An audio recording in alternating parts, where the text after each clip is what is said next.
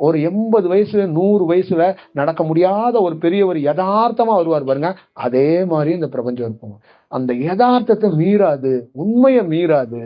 அந்த வடிவம் அது ரொம்ப ரொம்ப வித்தியாசமானது. தான் நினைச்சாதான் அந்த வடிவத்தை காட்டி கொடுக்கும். காட்டி கொடுக்க புரியுதுங்களா? நீங்க பார்த்த இந்தியாவுல பார்த்த நிறைய ஞானிகள் நல்லா ஞாபகம் வச்சுக்கோங்க, அவங்க தியானம் பண்ணவங்க கிடையாது, அவங்களுக்குள்ள இருந்தவங்க தான் தியானம் பண்ணவங்க. நீங்க எல்லாரும் அவங்க தியானம் பண்ணவங்கன்னு நினைக்கிறீங்க, நானும் உட்பட. நாங்க தியானம் பண்ணவங்க கிடையாது. எங்களுக்குள்ள இருக்கிறவங்க ப்ரொஃபஷனலா தியானம் பண்றவங்க.